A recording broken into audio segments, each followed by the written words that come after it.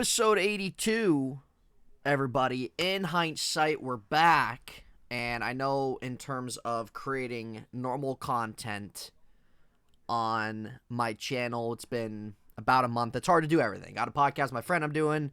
Still do the Unofficial Steelers podcast. Got a podcast of my own that I'm doing. So it's hard to kind of keep up with it. And then everything else that obviously goes in and week out in daily life. So got to do what you got to do. But I'm going to come on here and do a quick, 15-minute video if I am able to pull that off. So many times I say that and it just goes longer and longer and longer. But anyway, coming on here talking about Steelers free agency. And hold on one second. Okay, there we go. Talking about Steelers free agency. And I feel like that I probably share a lot of similar thoughts with people.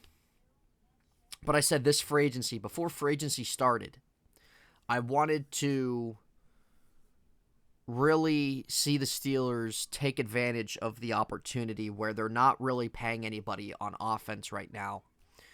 And take advantage of the defensive side of the ball. Utilize some money. Be aggressive. And I think they've been that. When day one started, they didn't really do anything the first few hours. Everybody's freaking out. And then they end up signing, I believe it was Patrick Peterson, I believe was their first free agent signing. Correct me if I'm wrong. But anyway, they made a move, and then probably over the next few days, they started to get more aggressive. They started to put their foot down. And you see, led by new management with Omar Khan, Andy Weidel, who was with the Eagles, who's an assistant general manager to Omar Khan. You're already really seeing what they're doing. So, throughout their offseason so far, I'm not going to go day by day and recap everything. But really from what we've seen that they've brought in, they're going a different direction than where they were at, which is great. And sure, they didn't go out and make the big splash signing that a lot of us wanted. Really, the only splash signing I would have liked to seen was like Tremaine Edmonds, maybe an Orlando Brown, though I think Orlando Brown's a little overrated. But this year's market for free agents, it really wasn't as big with the heavy names and stuff like that as it has been in previous years. But still, that's probably really the only guys that in terms of a splash, that I would have liked to maybe seen. But they don't need to make a splash signing. They went out in this free agency, and they made quality signings for quality contracts to upgrade multiple positions, to get better at multiple positions. And in terms of the splash signing, really when that's going to happen is if you're a team that's got a lot of cap and a lot of money to work with, number one. Or number two, if you're maybe one or two players away, you feel like, of really solidifying yourself. The Steelers had a variety of needs that needed to be met. You look at cornerback. You look at inside linebacker. You look at defensive line. You even look at a couple spots on the offensive line. That's 4 spots just right there that needed to be covered. So I've been a fan of their free agency. I like it more than what they did last year. I think they've been a lot more active and aggressive than what they were last year. Though last year I thought they were kind of active, but I feel like the new management has taken it in a different realm. They signed a couple guys that played for the Eagles. You already see Andy Weidel's influence on that. But they totally revamped the inside linebacking group, which was much needed. One big thing I take away from this, though, is signing Patrick Peterson, Elandon Roberts, and Cole Holcomb. All 3 of those guys were defensive captains on their teams. They brought in some leadership. They brought in guys that to ultimately a pretty young team. They brought in leadership. They brought in some stability, and that's what was missing. They didn't have a lot of that. So now with Patrick Peterson in the mix, though he's 33, I really don't care. The guy can still play at a high level. And if you can still play, I don't care how old you are. So they bring in him.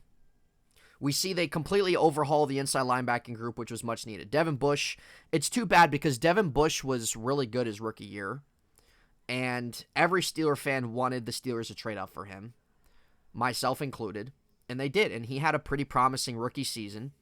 He had a pretty good start to his second year, and then he tore his ACL, and since then he has not been the same player. I don't really think Devin Bush has had that great of a mindset in the sense either of what we've heard from him. It seems like he's just content to be in the league. He's making money and so on and so forth. So we all knew Devin Bush was going to be gone. Not missing tackles, always hesitant on the snap, not able to get off blocks.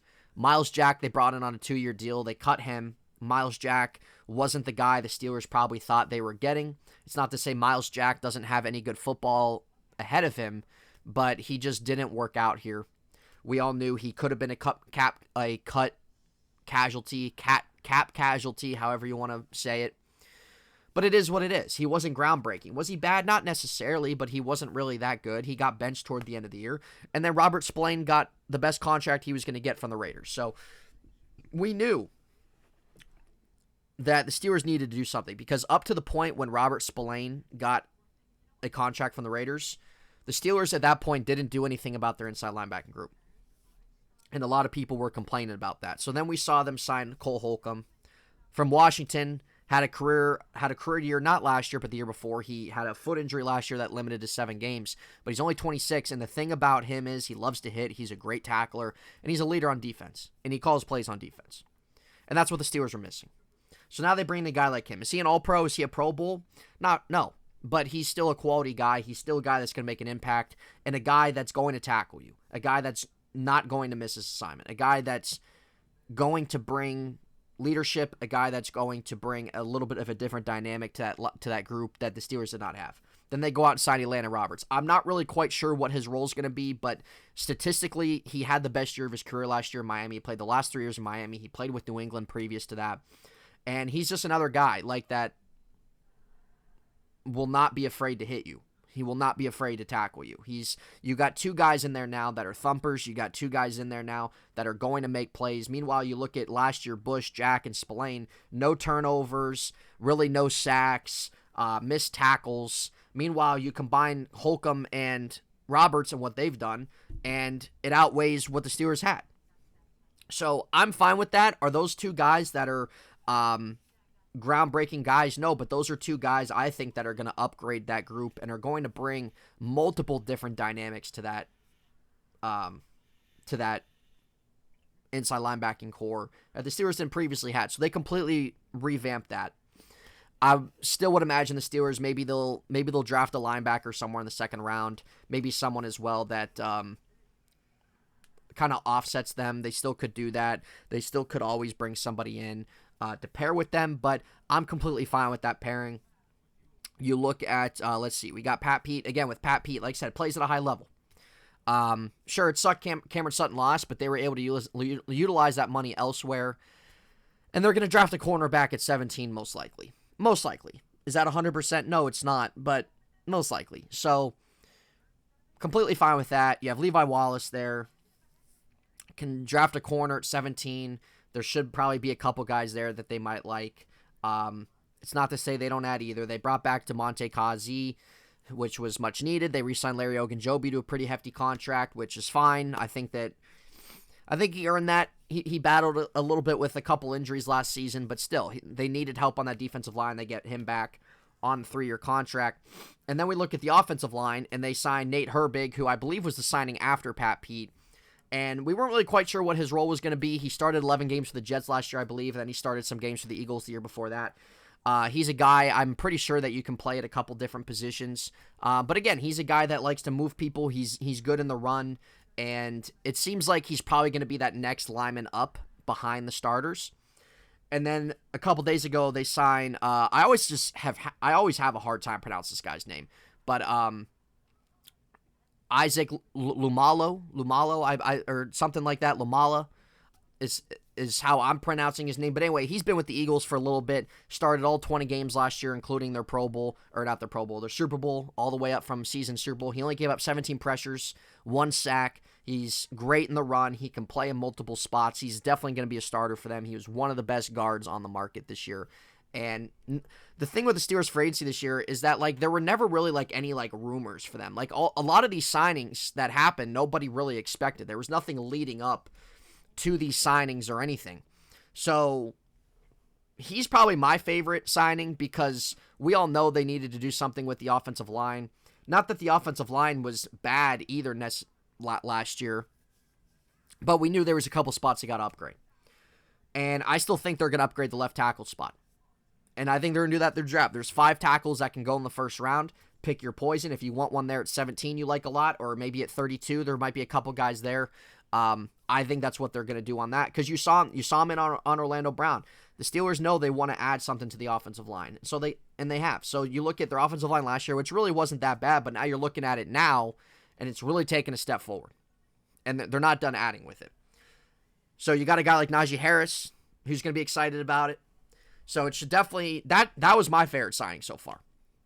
But I think the Steelers have been aggressive this offseason. They've been active. They've been making moves pretty much every day, every other day. They've been utilizing their money in the right spots. And all these guys that they signed are going to be impact guys. They didn't do the splash signing that a lot of people wanted, and they didn't need to. They brought in some high-quality guys that are going to upgrade key spots, and they brought leadership, which is something that the team has definitely needed with how young they are. So, and I don't think they're quite done yet. They still could look at edge. I know Bud Dupree was rumored. The Steelers might have interest bringing him back. They still could look at signing a veteran wide receiver if they want. There still might be some guys that don't get signed. Terrell Edmonds is still a question mark. Do they bring him back? I would like to see that. But we'll see what happens. But I've been pleased with their offseason. If I had to grade their offseason, I'd probably give it an A-, just because of really them tackling really some key spots, upgrading some key spots. And then they got the draft, but I really like the direction the Steelers can go here. Are the Steelers a Super Bowl contending team? I wouldn't say that right now, but I think that they're a better team right now than where they were last year. In a rebuilding year last year, they won 9 games. They were a game out of a playoff spot. You have to be encouraged by what Kenny Pickett did the second half of the season. And they're beefing up that O-line to help Najee, Jaylen Warren, and to protect Kenny. That's what they got to do.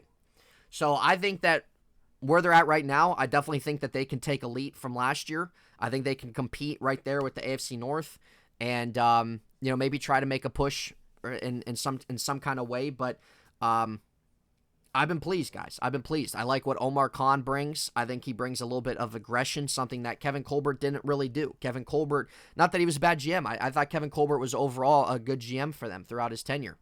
Probably one of the better GMs in the league. But some of the moves you've seen Omar Khan do, I think you can sit there and say you wouldn't think Kevin Colbert would do that. So Omar Khan's kind of doing his own thing, and I think really all Steelers fans should honestly be pretty pleased with their offseason. So let me know your guys' thoughts in the comment section. Have you guys liked the Steelers offseason? What would you grade their offseason? What was your favorite move? What else do you think the Steelers should do? What you think maybe they will do? But let me know your thoughts. I want to come on here, do a quick video, put my thoughts out there, guys. Hit the sub, hit the like if you guys have not. Still just trying to grow this best I can. Not really able to put out content consistently. Really ever since probably I created this channel, like it's kind of been hard to put out content consistently because I don't do this for a living. So it's kind of hard to put out as much as I want, and especially as I'm doing other podcasts too. But your guys' support, I always appreciate, whether we see you guys in the live streams here, anything like that. We will have the Unofficial Steelers podcast on Tuesday. So for those watching this Tuesday night, we will have the Unofficial Steelers podcast, I believe, on Daniel J's channel at State of the Steelers. So shout out to him. Hopefully we see you guys in the stream, in the chat, and stuff like that. But I'm head out, guys. So your support means so much, and I eventually want to get this show to where I can really just kind of go live myself, get you guys involved, get people on the show. I would love to do that. So just something with time, and I'm just going to keep growing it best I can, but your guys' support along the way means a lot. So let me know your guys' thoughts about the video, about Steelers offseason, and anything like that. So would love to hear from you guys. Enjoy the rest of your week, and we will see you tomorrow night for the Unofficial Steelers podcast.